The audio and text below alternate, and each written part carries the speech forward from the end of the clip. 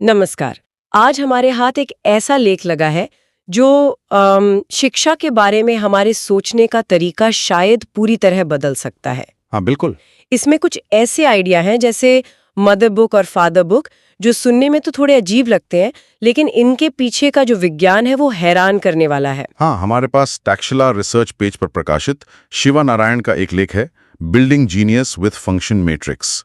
और ये सिर्फ किताबी बातें नहीं हैं। ये सीधे इस सवाल से जुड़ा है कि क्यों कुछ बच्चे स्कूल में रट्टा लगाकर भी असल दुनिया में ज्ञान का इस्तेमाल नहीं कर पाते। बिल्कुल। तो आज हमारी पड़ताल का मिशन यही है। हम लर्नोग्राफी नाम की इस प्रणाली को समझेंगे और देखेंगे कि इसका फादर बुक नाम का टूल कैसे पारंपरिक शिक्षा की सबसे बड़ी कमियों को दूर करने का दावा करता है। सही कहा। यानी रटने की संस्कृति से निकलकर ज्ञान को असल में लागू करने की तरफ बढ़ना। और ये चर्चा ये समझने के लिए भी जरूरी है कि हमारा दिमाग असल में सीखता कैसे है। ये सिस्टम दावा करता है कि ये दिमाग के सीखने के कुदरती तरीके के साथ काम करता है, उसके खिलाफ नहीं। चलिए तो फिर शुरू करते हैं। इस सिस्टम की जो बुनियाद है वो है लर्नोग्राफी। ये शब्द ही अपने आप में नया है। ये हमारे स्कूलों में पढ़ाने के तरीके से अलग कैसे है? इसका सबसे बड़ा फर्क एक बहुत ही बुनियादी सोच में है। पारंपरिक स्कूल जो हैं वो टीचिंग परफॉर्मेंस पर ध्यान देते हैं। टीचिंग परफॉर्मेंस मतलब टीचर ने कितना अच्छा पढ़ाया, सिलेबस पूरा हुआ या नहीं। लेकिन लर्नोग्राफी का पूरा फोकस लर्निंग परफॉर्मेंस पर है। Learning performance. हाँ, यानी छात्र ने असल में कितना सीखा और क्या वो उस सीखे हुए ज्ञान को किसी समस्या को हल करने में इस्तेमाल कर सकता है या नहीं। ये तो सोच में बहुत बड़ा बदलाव है। फोकस टीचर से हटकर सीधे स्टूडेंट पर आ गया।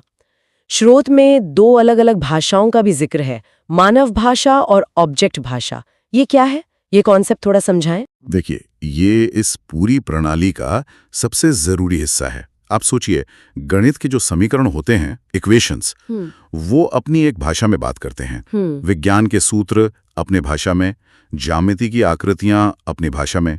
यह है ऑब्जेक्ट भाषा, ज्ञान की अपनी मूल शुद्ध भाषा, जिसमें किताबें लिखी जाती हैं। ठीक है, जैसे E=mc² या H2O, ये अपने आप में पूरी बात कहते हैं। बिल्कुल।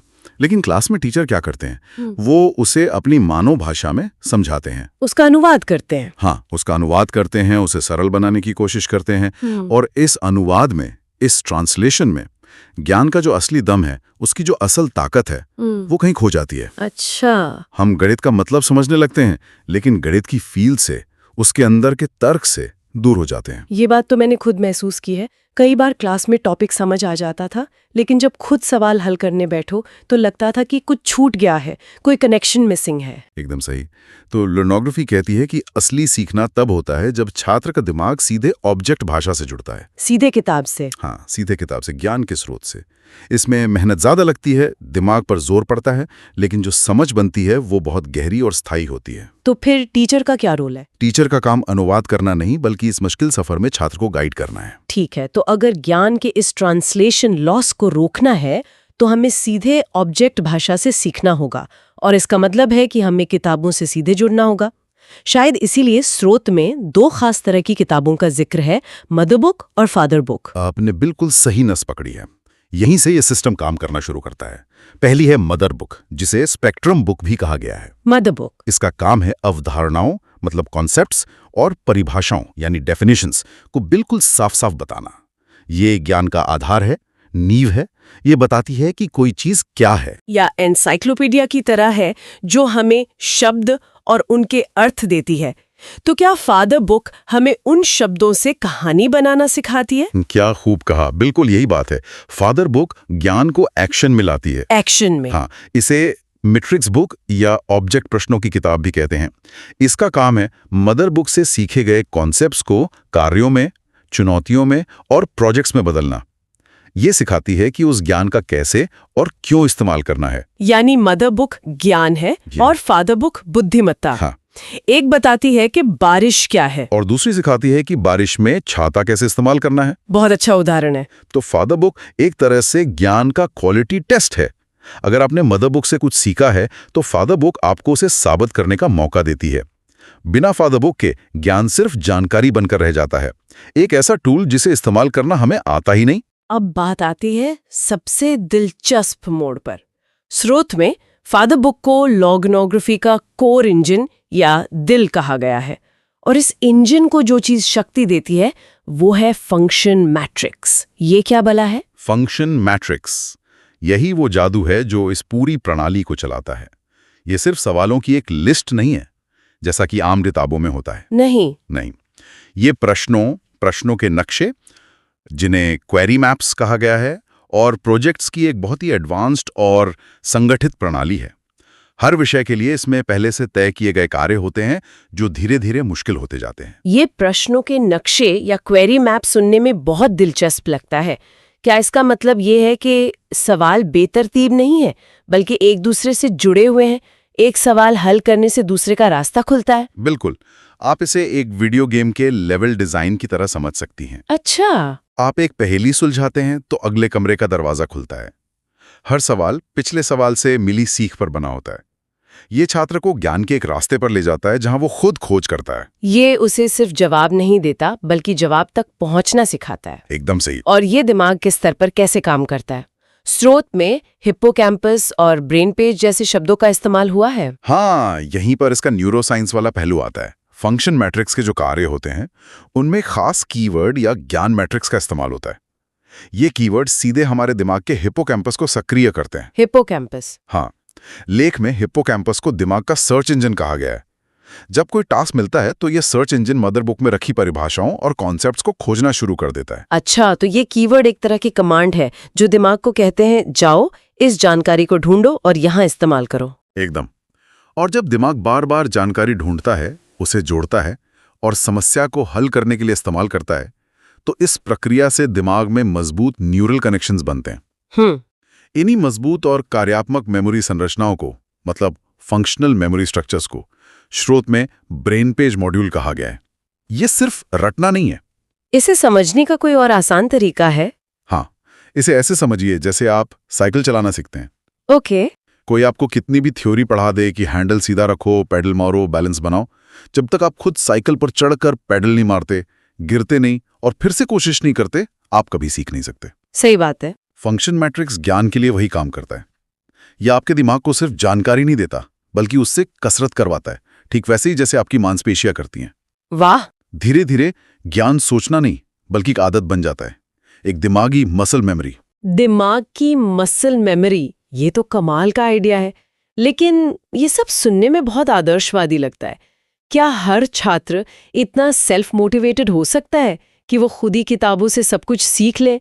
बहुत से बच्चों को तो टीचर के सहारे की जरूरत पड़ती है। आपका सवाल बहुत वाजिब है, और यही सिस्टम की खूबी है। ये शिक्षक को हटाता नहीं, बल्कि उनकी भूमिका को और भी ज्यादा महत्वपूर्ण बना देता है, लेकिन एक अलग तरीके से। कैसे? इससे जो सबसे बड़ा फायदा होता है वो है छात्र की आत्मनिर्भरता, जिसे लर्नर ऑटोनॉमी कहते हैं। छात्र अपने सीखने की जिम्मेदारी खुद लेने लगते हैं, क्योंकि उन्हें पता होता है कि जवाब टीचर की जेब में नहीं, बल्कि किताब और उनके अपने दिमाग में है। और जब वो खुद समस्याओं को हल करते होंगे तो उनका आत्मविश्वास भी बढ़ता होगा। निश्चित रूप से। दूसरा फायदा है गहरी समझ और महत्वपूर्ण सोच, जिसे क्रिटिकल थिंकिंग कहते हैं। सही है। जब आपको हर कदम पर सोचना पड़ता है, कनेक्शन बनाने पड़ते हैं, तो आप रटने से बहुत आगे निकल जाते हैं। आप असल में सोचना सीखते हैं। और इससे परीक्षा का डर, वो अपने आप कम हो जाता है, क्योंकि जब ये मजबूत ब्रेन पेज बन जाते हैं तो आपको पता है कि आपको सिर्फ याद नहीं है, बल्कि आप समझते हैं। स्रोत में माता पिता की भूमिका का भी जिक्र था, जो मुझे काफी अनोखा लगा। हाँ, ये एक और दिलचस्प पहलू है। स्रोत बताता है कि घर पर पिता फादर बुक का इस्तेमाल करके ये जान सकते हैं कि बच्चे के ब्रेन पेज का विकास किस स्तर पर है। अच्छा। वो देख सकते हैं कि बच्चा कहाँ अटक रहा है। ये माता पिता को बच्चे की सीखने की प्रक्रिया में एक सक्रिय भागीदार बनाता है, सिर्फ होमवर्क करवाने वाला नहीं। तो ये एक पूरा इकोसिस्टम बनाने जैसा है। छात्र, किताबें, शिक्षक और माता पिता, सब एक साथ।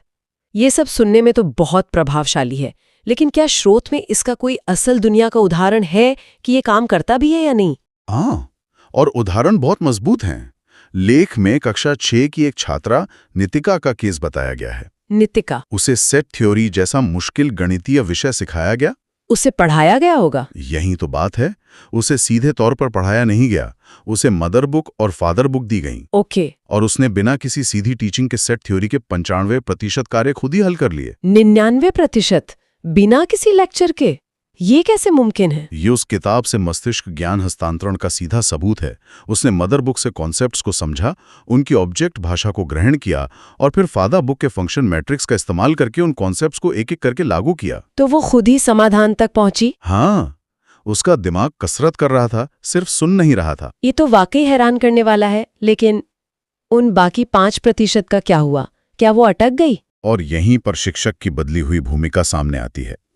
वो बाकी के 5% हिस्से, जहां नीतिका को मुश्किल हुई या जहां उसे एक अलग नजरिए की जरूरत थी, वहां मार्गदर्शन के लिए शिक्षक मौजूद था। अच्छा। ये प्रणाली शिक्षक की जगह नहीं लेती।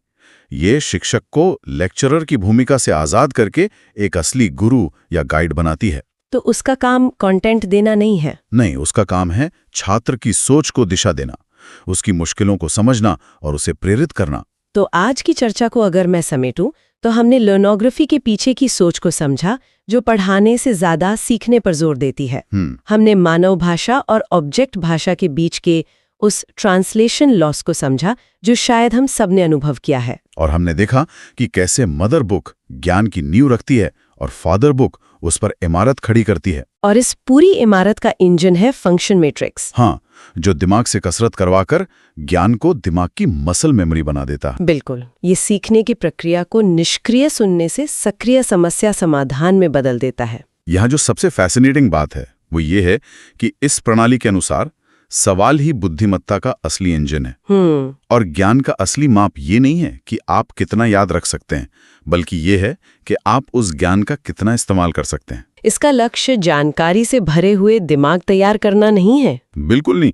इसका लक्ष्य ऐसे इंसान तैयार करना है जो सोच सकते हैं, जो समस्याओं को हल कर सकते हैं। ये सोचने का एक बिल्कुल नया और शक्तिशाली तरीका है। और इसी से जुड़ा हमारा आज का अंतिम विचार है। स्रोत इस बात का भी उल्लेख करता है कि विषयों की ऑब्जेक्ट भाषा और सिखाने की मानव भाषा के बीच के इसी अंतर के कारण कई छात्रों के लिए पारंपरिक स्कूली शिक्षा एक दर्दनाक अनुभव हो सकती है। दर्दनाक, हाँ, और यही अनुभव उन्हें पढ़ाई से ही दूर कर देता है।